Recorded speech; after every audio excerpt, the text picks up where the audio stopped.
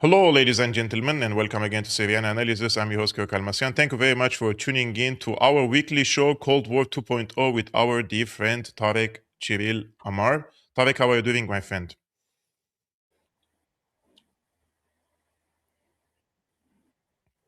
I think I'm Tarik, fine. I've just thought of an alternative name for our show. which I've is? just thought of an alternative name for our show. We should call it, now that I've changed my appearance again, we should call it the Hairless and the Hairy. Oh my God! Look at the picture next to each other. There is like a bush of hair here, and there is like nothing there. Yeah, right? That's crazy. Now that you brought me to my attention, I cannot unsee it, Tarik. Sorry.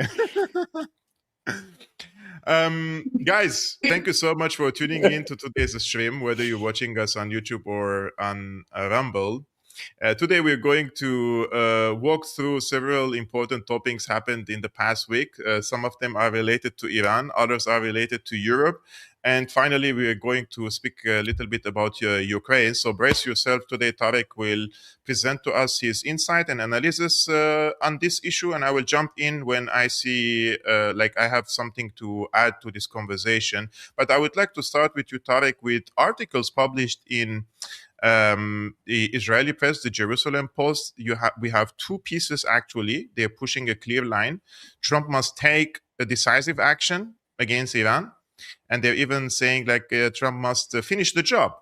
I will show some scripts of this article to the audience when you start answering. But when you read these articles, how does this ecosystem work in practice, Tarik? We have articles, people read it, you have people around the world are grasping this information. Do you see that these headlines and op-ed articles translate into forming certain opinions among the elites, for example, in the West, or do they form congressional pressure, a real policy momentum, especially that we're talking at a moment of high tensions in the region? How do you see this type of articles and its translation in forming public opinion and also the decision making, let's say, in the West? I think that question is genuinely hard to answer, and I will say why. I think that there are articles in the press in the West, including Israel, in specific publications. The ones you have mentioned, Jerusalem Post. In America, I would think of the Washington Post, which has often been, and rightly, labeled an organ of the CIA.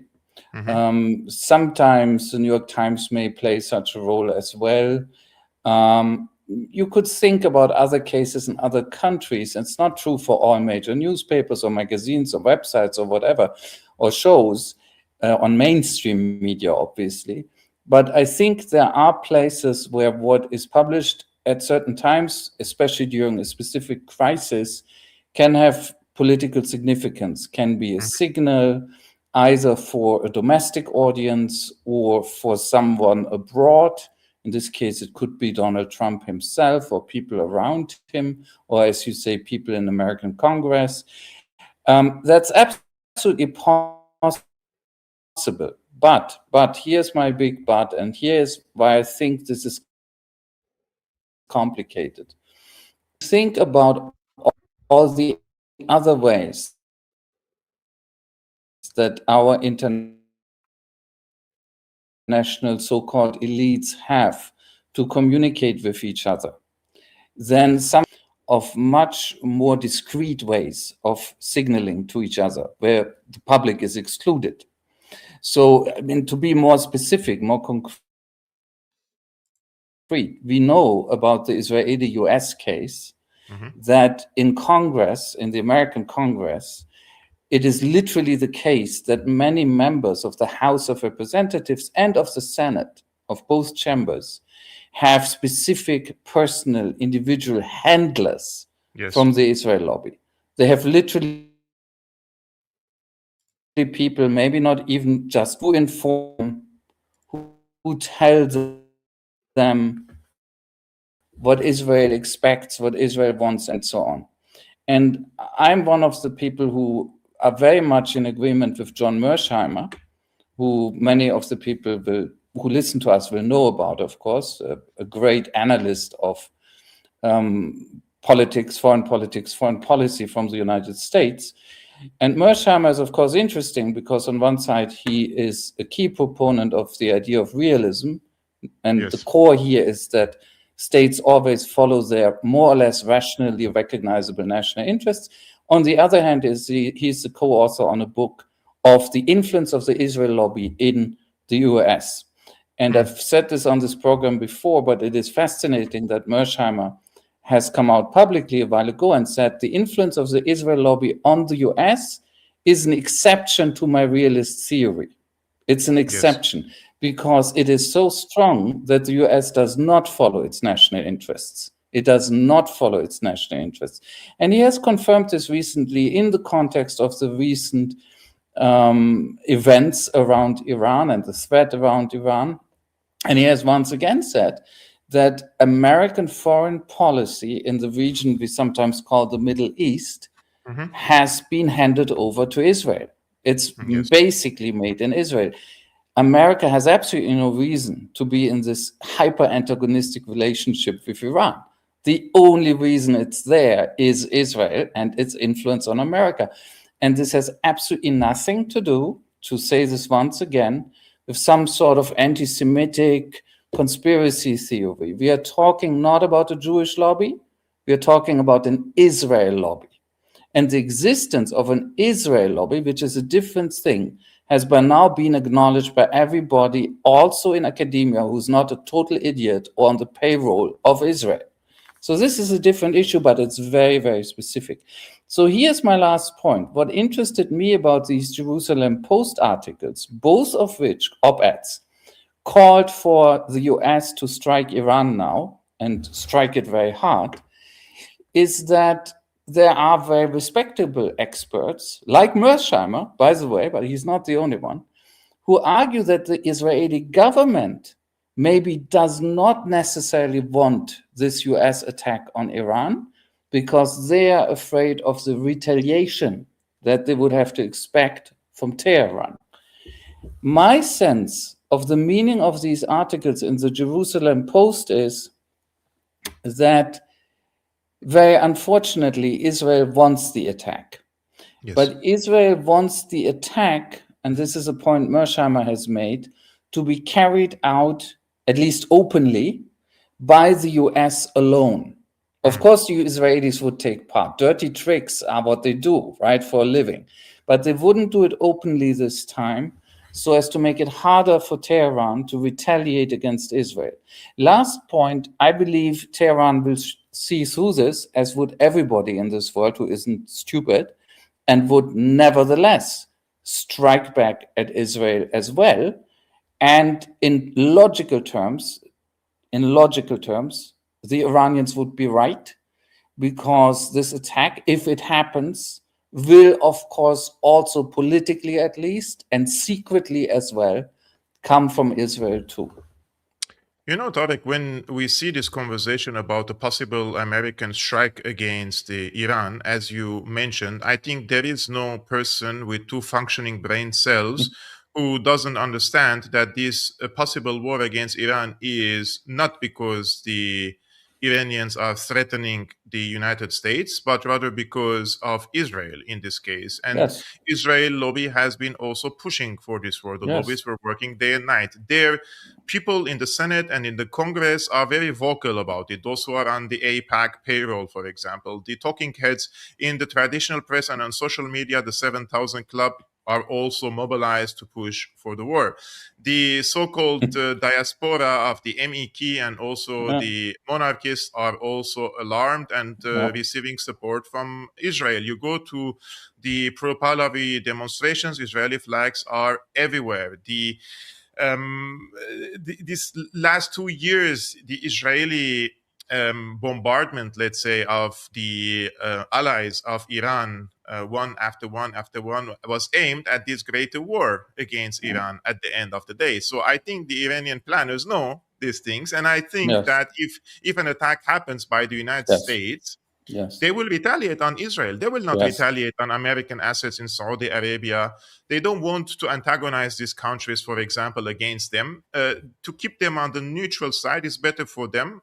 Therefore, focusing on Israel will be the goal of the Iranian forces in this case. And this is something that we do not wish that for America to attack Iran, and then the things would go out of hand in the region, because in my opinion, some of the planners are also arrogant enough to think that they can contain this type of war in the region, especially that Iran, despite all the setbacks, let's say, in the past 2 years, on the national level, they have a strong military presence and the capacity to strike back. And we have seen this in the 12-day war. The first few hours, I was, 2 hours later, I was like, Iran is done. This is what I thought, because the Israelis and the Americans dominated the skies in the north. They have destroyed a lot of their air defenses, paralyzed basically the Iranian military, decapitated the leadership, the joint operation, the coordination room of the military has gone. So you think that if Iran was based on a let's say a dictatorship whose all decisions are made by only a handful of people, then yes, Iran would have collapsed. But because that's not the case, because you have people, you have state institutions and people replacing each other, and the decision making is not in the hands of one person, you see that Iran has contained the attack and came back. I'm talking about the 12 days war. So this time, I think they feel this is an existential threat against them, not like the 12-day war this time. I think they feel it existential. So I anticipate and I think that the retaliation will be harsher this time. However, this one of the articles that we were speaking about, Tarik, and this is the second one, which I didn't screen it. Trump must help Israel finish the job to dismantle Khamenei's regime. This is the editorial of the Jerusalem Post. And in one of the demands they are making, so Trump needs to take decisive action against Iran, and they are counting 6 demands. And this demand, number 6, says, forge a Middle East coalition for Iran's partition. Encourage long-term plans for a federalized or partitioned Iran, recognizing that Khamenei's theocratic regime cannot be reformed, offer security guarantees to Sunni, Kurdish, and Baluchi minority regions willing to break away. So all this conversation in the past weeks about the protesters, about human rights, etc., turned out all to be a smokescreen, and the actual goal is basically the nuclear program, the ballistic missile, and also the partition of Iran. Yes. The irony is, if I may say, that at least Trump has a problem. He has a rhetorical problem, because it's hard for him to say that if he attacks because of the nuclear program. Because after the 12-day war last summer, he claimed that the nuclear program had been destroyed by him, right? Yes. It is much more realistic to assume, and I believe this too, that the nuclear problem has survived. It has been damaged, I'm sure, but that it has essentially survived, and that it has survived well enough to still be politically important. And it still is there in the background. And I still think that Iran, if it had the political will, which at this point it says it does not have, very important, but if the Iranian leadership decided to actually try to develop simple nuclear weapons quickly, they could, I think, still do it. We could go into the details about the enriched stockpile and all that stuff, but I think that's the overall picture. So you are right. The nuclear program is still a factor, absolutely, even if Trump has problems admitting that. And the second one is the ballistic missiles, absolutely, which the Israelis hate, because even as conventional weapons, Israel is a relatively small state. It's a very small state, actually. Even as conventional weapons, one thing that the 12-day war in particular has shown is that the Iranians can overload and ultimately overcome, to a substantial damaging effect, the Israeli air defenses. Israeli air defenses are by no means sufficient on themselves, in themselves, to defend against Iran. We know this. This has been tested. They can talk about the Iron Dome, whatever they like. Israel is capable of committing genocide in Gaza against people who resist desperately, but who don't have heavy arms, air defense, and all these nice things that the Israelis have because they get them as presents from the Americans, essentially. Some they build themselves. But Israel is not militarily undefeatable. Its air defense can be overcome. And the only reason why the damage they took in the 12-day war, which was significant, wasn't even worse, there are two reasons. The Iranians didn't want it to be worse. A lot of people forget that. Iran made a decision not to try to go for mass casualties in the cities. It is very clear that the Iranians weren't trying to do this. They could have, they didn't try. They targeted military targets almost exclusively. In fact, once again, the people who really obey international law, not only the letter, but the spirit, are the people the West hates, right? Like, by the way, in the Ukraine war, the Russians, on the whole, there are offenses against international law, but on the whole, the Russian military actually is pretty good at complying with humanitarian law or the law of war, right? Armed conflict, I should say. The Iranians have done the same, actually, in the 12-day war. That's one reason why Israel wasn't hit harder. The other reason is that Israeli air defenses weren't alone. As we very well know, they were supported by traitors like the Jordanians and some others. And they were also massively supported by the US, the UK, and so on. But as has often been pointed out, even American air defense systems have come to their limit. They did come to the limit in the 12-day war. There is a figure we hear again and again, and it seems to be real, that the Americans used up a whole quarter of their full reserves of THAAD missiles in this one operation. That's impressive from the Iranian side. That means they weren't far away from simply exhausting their opponent's defense capacities. In that case, Israel would have been even more defenseless, right? That happens in a large-scale air war. So we know that the Israelis have to be very worried about the ballistic missiles, and one reason why they are so keen, again, I mean, they're always keen, to destroy Iran is the ballistic missile program.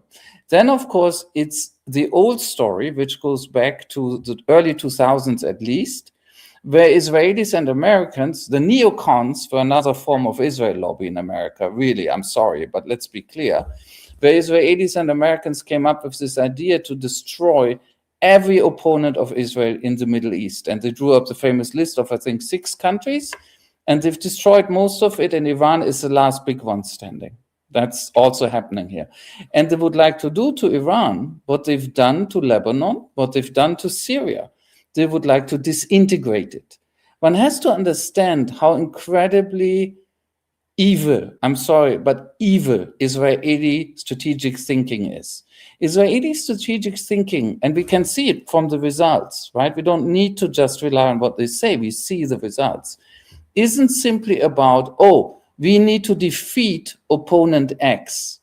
No, it's a very different type of thinking. It's about, we need to disintegrate opponent X. Opponent X should not be there anymore when we are done with them. We want their state to vanish. We want their governments to collapse. We want their countries to fall apart. That is Israeli strategic thinking, and they're doing it to one society after the other. And the effect of this type of strategy are much worse again than a strategy that is simply about war and, as it were, straightforward victory, and then you make peace. It's much worse. It's a strategy of spoliation. Everything around them has to become disorganized, chaotic, and helpless. And then they feel secure, right? Yes. And there's a deep irony here, because we in the West are fed with this propaganda that, oh, poor Israel, they have to be so afraid. Everybody wants to abolish them as a country. You know who's abolishing countries as functioning entities in the Middle East? Israel.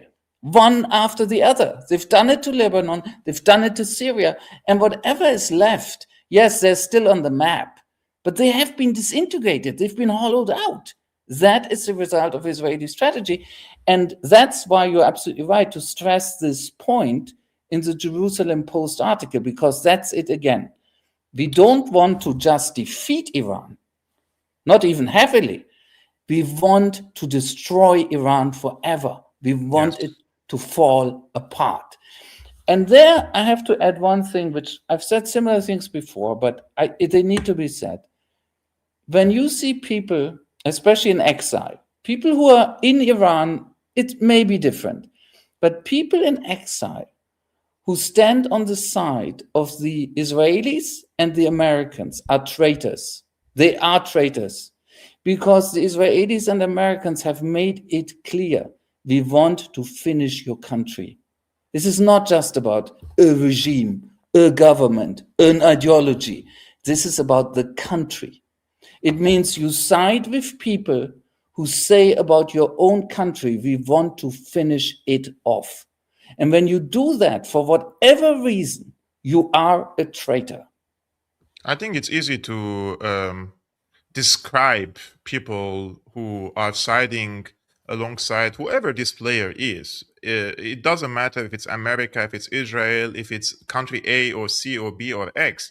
If this country who is intending on attacking your country and saying publicly, we're sending a fleet, we're sending all these warships to the international waters, we want to bomb Iran, we are threatening Iran, and we want to disintegrate Iran. If you side on that side, I think in any textbook, if it was reversed, if it was Iran doing the same thing, it would be still called the same thing. We'd see it immediately. So this is something that I for over 14 years I called the so-called Syrian opposition traitors, because this is what they did to the country, exactly the same way now these monarchists unfortunately are doing to Iran. I just want to respond to, I don't usually engage, guys, with people who are doing some idiotic comments, but I have to address this. Ahmed saying Kevork should be banned from Europe, and I think this channel is not for you, Ahmed. Like you can go to other channels and enjoy your fascism, and if you want me to be kicked out of Europe or not, I think I can answer you in multiple languages. I hope you understand one of them. First of all, in German, I can tell you "verpiss and I can tell you in English to fuck off. Excellent German. I can tell you in Turkish siktir, and I can also tell you in Armenian sahib, yalla. It's crazy. Like we're just talking, having a conversation, and people want to ban you from the entire continent. Can I add something? Maybe Ahmed has a problem with me too. Maybe I should say it once again. You know, I'm a born and bred German. I know people don't get this from my name. And the older I get, the more German do I get. It's actually true. It's frightening. And I'm telling Ahmed two things. First of all, I'm a European. That's it. Don't you even try. And the second thing, if Kevork came from Syria originally, and he is now a guest in Germany and in Europe, I, as a European and a German, say Kevork belongs here. And you, Ahmed, you have nothing to say about this. Go. I can still tell you another word in a different language as well, but we keep it for the next stream. Maybe you can come back later. Tarik, Marco Rubio, he was giving some funny statement this week about Iran. He says that the U.S. forces are amassing in the region to potentially preemptively prevent Iran from attacking U.S. forces already in the region. On the issue of our presence in the region, here's the baseline I want to set for everybody. The baseline, we have 30 to 40,000 American troops stationed across 8 or 9 facilities in that region. All are within the reach. Theoretically, not theoretically, in reality, all are within the reach of an array of thousands of Iranian one-way UAVs and Iranian short-term ballistic missiles, short-range ballistic missiles that threaten our troop presence. We have to have enough force and power in the region, just on a baseline, to defend against that possibility. That at some point, as a result of something, the Iranian regime decides to strike at our troop presence in the region. The president always reserves the preemptive defensive option. In essence, if we have indications that in fact they're going to attack our troops in the region, to defend our personnel in the region. We also have security agreement, the defense of Israel and others, that requires to have a force posture in the region to defend against that. And so I think it's wise and prudent to have a force posture within the region that could respond and potentially, not necessarily what's going to happen, but if necessary, preemptively prevent the attack against thousands of American servicemen and other facilities in the region and our allies. I hope it doesn't come to that, but that's, I think, what you're seeing now is the ability to posture assets in the region to defend against what could be an Iranian threat against our personnel. They certainly. So basically, this is the circular logic of we need to send troops to the Middle East because we have troops. Yeah, this is how the American empire works. I mean, look, Kevork, I don't want to interrupt you, but we both know there are about 800, that's the last number I know, about 800 American bases in the world that we know about. I'm sure it's a few more. Yeah. So 800 bases, let's assume that's the minimum, right? All over the world, essentially. And each of this base is not only in and of itself a piece of military power, sometimes a very large piece, it's also a place where Americans can say, if they wish, oh my God, we are afraid something is going to happen to the base. So we're going to attack everybody around it. And not only are we going to attack everybody around it, we are going to attack them before they attack us. Yes. Right? So think about, I mean, look, everybody who is not a West European or NATO EU European knows this situation very well, right? But the fun is, of course, that these NATO EU Europeans who used to be like the pets, right, of the Americans, and who are now treated very badly by them as well, they are finally beginning to understand what this means. Imagine you are in the German military and you still have a brain, right? I will assume there are some people left there who are not busy with fantasizing about the Russians, but who are actually thinking about the people who are really dangerous to us. That would include the Americans very much, because not only do the Americans have large and small bases all over Germany, no, they also tell us that wherever we have a base, Americans are on the ground, we need to protect them. If it looks dangerous, maybe we strike first. Yes. Right? Wow. The logic of American empire. Look, I'm laughing about it, but the reason why I'm laughing is that Americans have become so beautifully simple and arrogant. Right? The way they just reveal themselves is amazing, right? Rubio, the other way you could put it, right, is that, and Americans do this everywhere in the world, those evil Iranians have put their country so close to our bases, right? And they extended their borders. Why we have a right to strike them. And not only if they strike us, no, we can even strike them without them striking us, because we have a special trump card. We pull it out and we go, preemption. And the preemptive attack under international law is when a country A is intending on the level of the execution of an attack against country B, that country B can preemptively attack this country. And Kevork, it gets even more beautiful. You're absolutely right.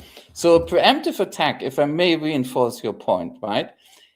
There is a niche in international law, which Americans are not interested in, of course, where it says, if your enemy is really obviously, clearly about to strike you, you have a right to strike first. Yes. But it's got to be incredibly obvious, right? Yes. The tank columns have to be rushing towards your borders, right? The jets are in the air. Their silos are opening, right? Then maybe you have a right under international law to strike quickly. Maybe. That's preemption. Preventive war is completely forbidden, and a lot of people don't understand the difference. because preventive, not preemptive, but preventive war means that there's nothing like that going on, but you have a theory that this country is dangerous one day for me, Yes. and therefore I strike now. That's preventive war. And Yes. that's totally forbidden. And why am I going on about this? Not simply because I'm a pedantic academic, but did you hear how Marco Rubio confused the two? Yes, He did. He did. He used both terms. Yes, which as is, equals. Yes, one term is theoretically not yet a crime. One term. The other is definitely a crime. And he uses them both together, just Yes. like this. Because A, he doesn't care. B, he doesn't know. He doesn't And know. C, that's just how the Americans operate. It doesn't matter anyhow what the law says. Tarik, how many American press corrected Rubio? Zero, right? No, of course not. Which means there is neither an interest nor this is the issue with politicians nowadays making statements, and the press is basically reporting this statement the way it is without correction, at least. What is the difference between preventive and preemptive? And you cannot really mix between them. And can I say it like this? Yes. If you bring these two words together and pretend they belong to each other and are not actually opposites that exclude each other, what you're saying is akin to saying, I have a right to commit self-defense murder. Yeah. That's what this is, right? Completely absurd statement. Because if it's self-defense, it's not murder. Right? All the things that attach to murder can't be there, because then it would be murder. A crime and no longer self-defense. But that's the equivalent what you say when you say the president has a right to launch preemptive preventive strikes. I have a right to commit self-defense murder. Murder. Oh my God. Speaking of murder and dictatorship, our friend Sami, who is an Iraqi Jew, he says, "I rather have Kevork as a dictator in Syria than Jolani." My friend, unfortunately, even if I became a dictator, I cannot really do dictatorship stuff. That's why I think we should stick to our podcasting in this case. And speaking of these politicians and saying things that are really extraordinary, we have, I will not show you this video because there is the logo of Al Jazeera, and Al Jazeera has become too sensitive on my channel recently. Kallas is defending the decision of the EU to designate the IRGC of Iran as a terrorist organization. And she says, if you act as a terrorist, you will be treated as a terrorist. Now, I don't want to really go too much into the IRGC itself. I'm just going to ask about the EU. If you designate state institutions like the IRGC as a terrorist organization, how can the EU continue playing any role, whether it's diplomatic, whether it is mediation, whether any role in a future negotiation and talks with Iran? What if the United States at some point decides to talk to the Iranians? What would the Europeans do in this case? Like, they have isolate themselves again from another political process? Yeah, I mean, you're absolutely right. It's a very odd move. I don't know where it's really coming from. Is it that Kaya has been bored, and she's looking for a new field of activity? She's usually busy hating the Russians. And maybe somebody told her, Kaya, it's sort of boring every day. Russia, Russia, Russia, Russia. Can you say something about the rest of the world, maybe? And she's, whoa, Iran, I'm going to get in on Iran, right? I don't know what's happening here. But to be more serious, your point is very well taken. It really is very strange in terms of what you do with this. But the other thing is, of course, if one accepts the principle that parts of an official state, of a government, or attached to a government, institutions of a state, can be designated as terrorist organizations, then of course you have to designate the whole Israeli IDF immediately. They've committed a genocide, right? Terrorist organization is almost a euphemism for these guys, right? They're genocidal. That is very, very clear. Let's think. I'm not just being polemical. I mean this very seriously. But if words have a meaning, that has to be the consequence. I'm not saying the IGRC should be designated. I doubt that, actually. But the IDF definitely should be. look, what's the definition of modern terrorism? Of course, there are complex definitions and academics argue, but the key idea, the core idea that you will often find, and that I think most people agree, is modern terrorism is a technique, a terrible technique, where you use violence, armed violence. You usually aim at a high degree of civilian casualties, right? This is not what a military should do, that should aim at another military. You aim at civilians, right? And your idea is to bring about an effect, literally, of terror. And that effect, that psychological effect of terror, is supposed to destabilize your political opponent. They may overreact, they may panic, all sorts of things that you then use. Or it can also be to simply terrorize that population. That's the core definition of modern terrorism. And if you think about this, what the Israelis have done, not only in Gaza, but in many other places, they use extraordinary armed violence. They use it very much against civilians, and they deliberately use it against civilians, which is why it turns genocidal. And the effect that in Gaza, for instance, they are looking for is to terrorize over 2 million people. By now it's less, because they've killed, I think, hundreds of thousands already, into leaving. They haven't achieved that. But this is clearly has been the Israeli strategy in the Gaza genocide, which was a genocide to drive ethnic cleansing, right? And it's not over yet. So even if you follow the basic core definition of modern terrorism, the Israelis are a clear case. So if, like Kallas, you present yourself to an audience and you say, oh, I found a state actor in country X, and I want to say they're terrorists, and you are blind on the Israeli eye, in fact, you are still cooperating, I would say collaborating with the Israelis. You're too absurd to even be considered. You're just ridiculous. And that is, of course, a modus operandi, being ridiculous. I think Sami already, Tarik answered your question, and I just want to add one last thing about this. Why is fighting terrorism a genocide? Assad did the same thing. I never bashed him for killing Sunni Islamists, he says. And I want to say one more extra thing, which Tarik already explained, and that is the casualty rate. And when you put the statistics, in Syria, 2/3 of the casualty rates were the combatants. And in Gaza, 2/3 and more, because around 88%, according to IDF statistics itself, were civilian casualties, and among them we have 70% children and women. This is a huge number. I would like to underline something, because I don't want to be misunderstood. I think Sami misunderstood me. I do not think that the Israelis were fighting against terrorism. That's an Israeli claim. I don't accept that at all.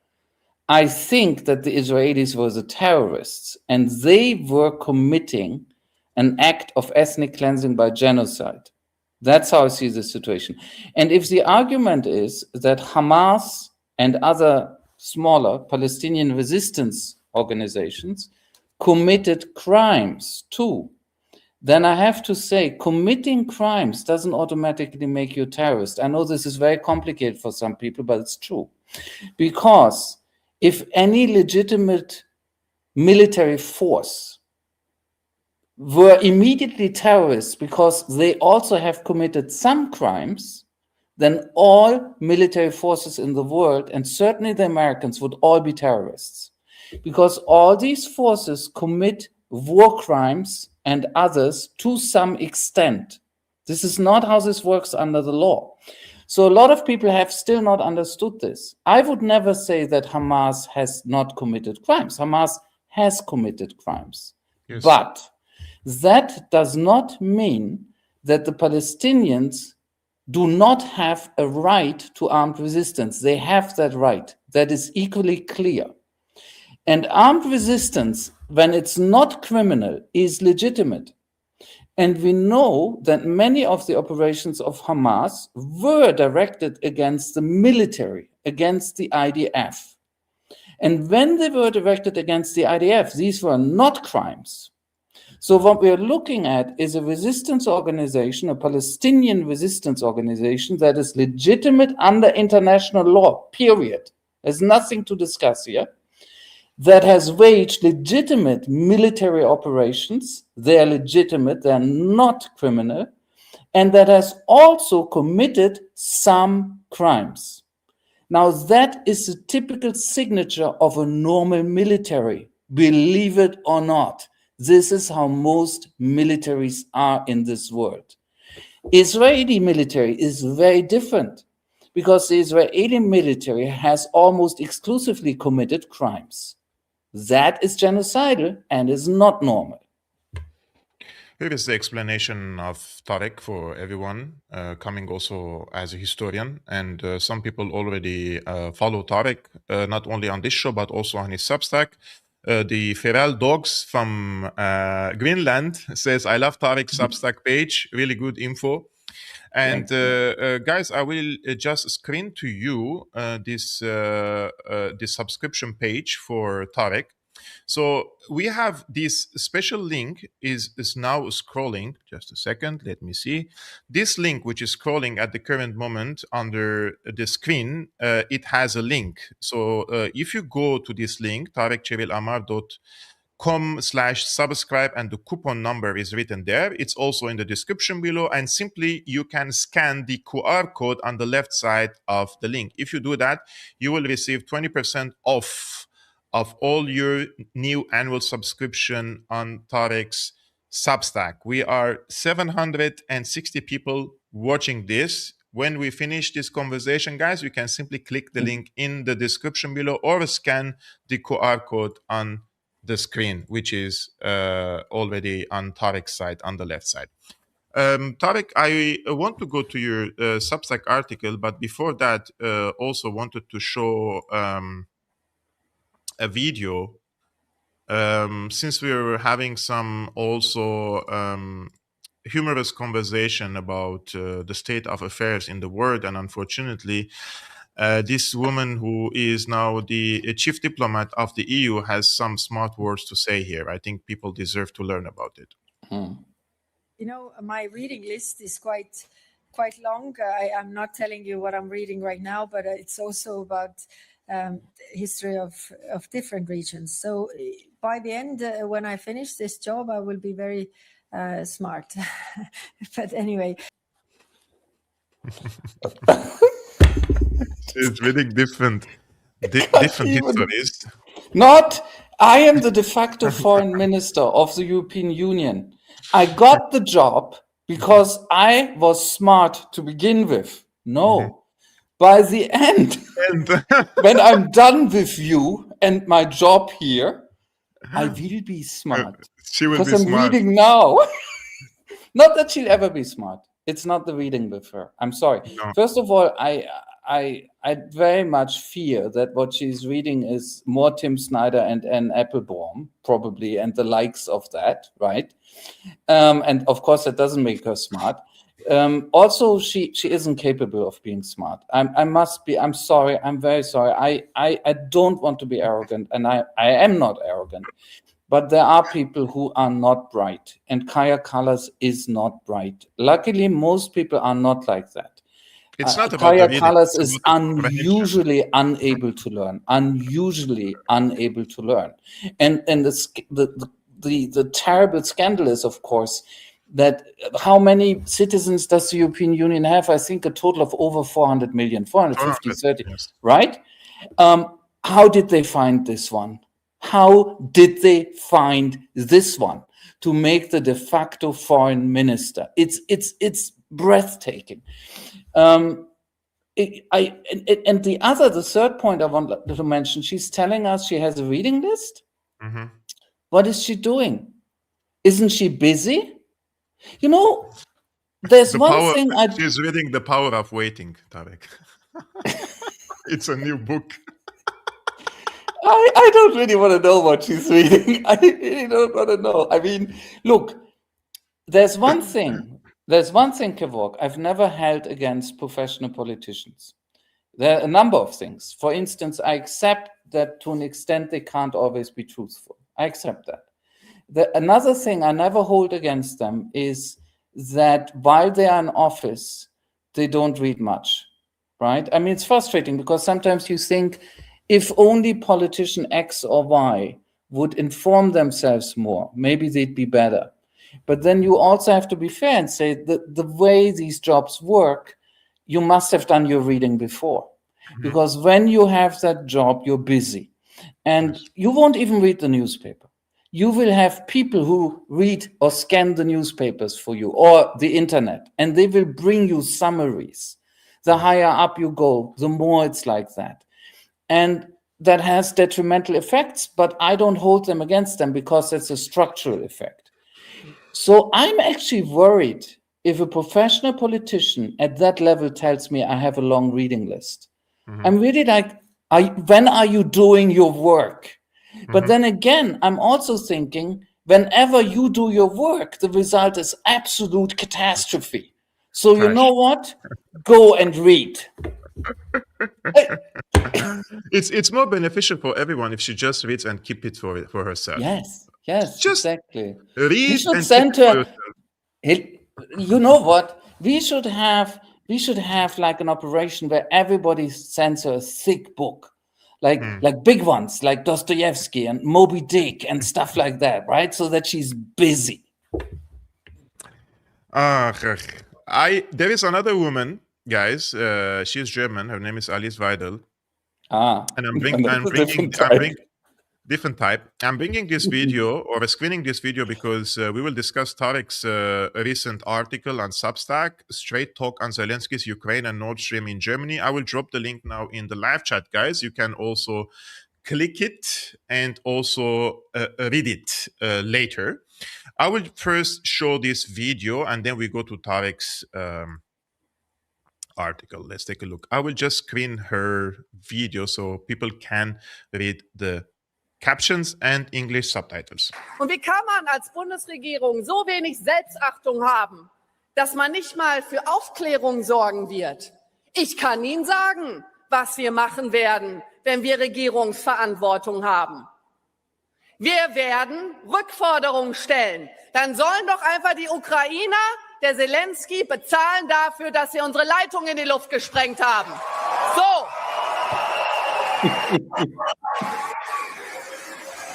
Yeah.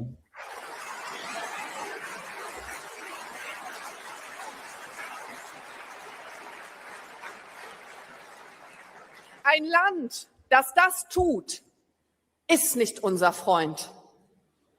Man sollte wirklich gerade rausgehen und das wenigstens mal zugeben und ansprechen. Wir haben über 70 Milliarden in dieses Land investiert. Wir haben ihnen Waffen geliefert. Merz hat deutsche Soldaten in Aussicht gestellt. Wie kann man bloß so geschichtsvergessen sein? Im Übrigen auch deutsche Panzer gegen Russland rollen zu lassen. Wie können wir so etwas tun? Wie kann eine deutsche Bundesregierung sich für so etwas zur Verfügung stellen? Und noch was. Wir werden diese Milliarden zurückfordern. Plus Nord Stream Reparatur.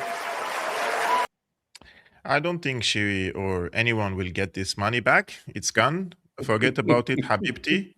In any ways, this is the article that you also discussed some of it. Alice Weidel has given a speech to which every observer of Germany should pay close attention, and not simply because of Weidel's inherent political way.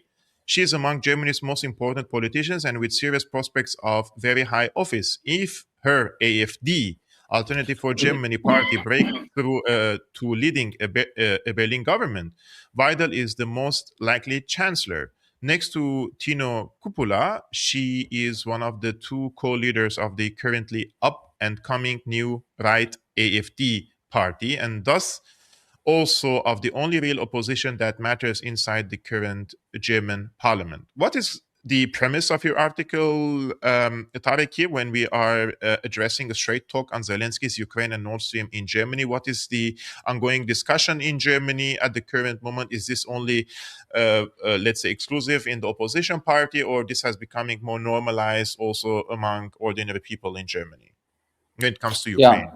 So I don't know the answer to your last question, and I think it's the question. It's a very important question. How far is what Weidel was saying here in this part of her speech representative beyond a certain part of the AfD, right? How many Germans are there who actually begin to think, if we admit, which we do now, that Ukrainians attacked us in this manner, why are we treating them as our friends, our allies, people we must support, people into which we have to pump enormous amounts of money, while Germans themselves are having a very hard time, a lot of them. I mean, it depends on how you deal with the statistics. They're a little bit complex, but you can say, and this astonishes people because they just don't associate that with Germany, but this is true. You can say that about a fifth, a little less than a fifth, it's somewhere between 18 and 20% of Germans now are legally and officially categorized as either poor or at severe risk of poverty. But in German law, you have fairly complex distinctions between relative poverty, absolute poverty. They exist elsewhere as well, which is why this is a bit complicated. But it does boil down to a fifth of Germans are somehow poor. And that's serious. This is where we are. Unemployment in Germany has just crossed the 3 million mark again. This is the worst January since 2014. And so on and so on. I could go on. Germany is not in a good state.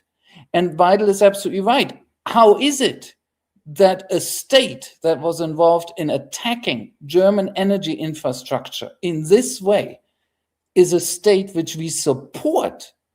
How do we treat them as friends? It's perverse. It's masochistic. So that's the main point. And the question is, as you rightly pointed out, in how far will this go mainstream? And my guess in this article, which I only hint at, I don't fully argue this out, but my guess in this article is that Weidel points to the future, beyond the AfD. I think, and I hope, I have actually an interest here, I actually have my opinion here, I hope that more and more Germans will see through this and will start saying, no, enough already. We do not want to be in this perverse relationship with Ukraine and with the Zelensky regime in particular anymore. I agree with you. The money that has been stolen, and much of it, of course, has been stolen, right? Because Ukraine is an ultra-corrupt country. That's not a Russian talking point. That's a fact. The money that has been stolen, a lot of Ukrainians would actually confirm that. Gone. Nothing will come back. So when Weidel says, we will demand the money back. Yeah, all right. Okay. But it would be nice to at least stop throwing more into this, right? Yes. And that's perfectly right. Now, let me say one thing after I've answered your question, because I know that some viewers have heard this already from me, but I don't want to be misunderstood again. I'm very much to the left. Right, yeah. BSW is my people, and when I write in the Sarah Wagenknecht party, and when I write in this article that the AfD is the only real opposition now in the German parliament, then I have to write that to my great regret, because the BSW is not in parliament. And I will once again say, I, like the BSW leadership, believe that they're not in parliament because there was unfair miscount in their disfavor. I think that if the last federal elections had been counted correctly, the BSW, Sarah Wagenknecht's people, should have dozens of seats in the German parliament, and they would have. And in that case, I would say they're the main opposition. But as it is, the opposition is the AfD, a new right party, and formerly the so-called Linke. and I don't count them as opposition. No. Die Linke is actually an unofficial part of the ruling coalition, because whenever it comes to it, and the ruling coalition needs their support, and they have needed them in crucial moments. Merz could not have become chancellor without Die Linke. I won't go into the details, but that's what happened. Die Linke supports the government. So that's not opposition. They're formally opposition. They're fake opposition. Heidi Reichiner can go and jump in the Wannsee Lake. As far as I'm concerned, it's not opposition. And please, dear people from YouTube, jump in the lake in English simply means get lost, right? So here's the point. The AfD, however, is a serious party. I've always been against trying to prohibit them for many, many reasons, not just practical reasons, but reasons of fairness and democracy. I'm very much against trying to prohibit the AfD. And back to this speech, when you look at this whole Weidel speech, it has several parts, but the other big topic is the German economy. And I agree with her when she says our economy is tanking. Everybody agrees on that, who isn't blind. But what is so disappointing about this part of the AfD and about Weidel is that what they have to offer is basically warmed up Thatcherism, more neoliberal bullshit. And I'm very clear in this article too. That is, astonishingly short-sighted. I also think they may actually harm themselves. They're surging right now. They feel very self-confident, but they actually need another 10 or so % at least federally to break the so-called firewall. That is to actually break into government at the federal level. If they don't get them, they will never do it, right? Yes. They might end up a straw fire. We might look back in 5 or 10 years and say, well, there was this enormous surge of the AfD, but they didn't make it. And then they declined, and now they're gone. And I think that Weidel's really unreflected, primitive neoliberal Thatcherism, that's a problem. But what she has to say about the relationship to Ukraine across ideological divides, I endorse every word, because I do think it's the truth. Ukraine has attacked Germany in the largest eco-terrorist attack in European history. It has attacked our vital infrastructure. And it wasn't just the Ukrainians. I always get attacked for this. Of course it wasn't just the Ukrainians. Do I even have to say this? It was the Poles, it was the US, it probably was the UK. I guess the Norwegians were in on it. Yes, of course. But I do think the story about the Ukrainians doing it is true insofar that, yes, they were a central part of it. I do think they were a big part of it. The Ukrainians were. It wasn't just the Americans on their own. True. We will see what is going to happen also this year. In June, there is a big election in the federal state of Saxony and also in Baden-Württemberg.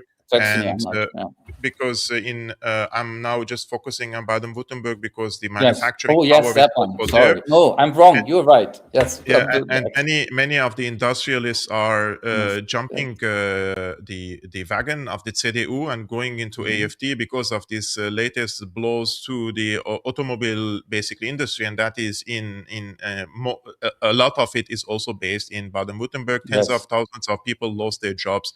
So there are also financial and economic reasons why people are going to the AfD.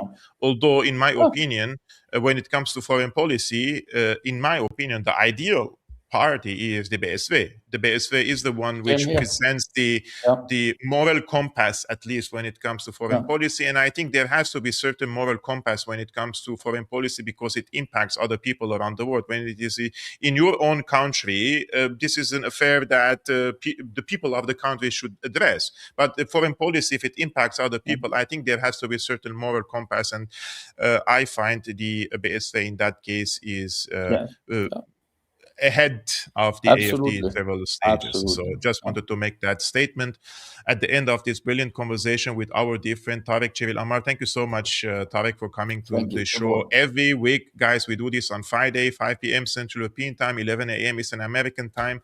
We didn't rename the show, but we could do it next week. Let's see how that works. It depends on the hair situation on Tarik's side.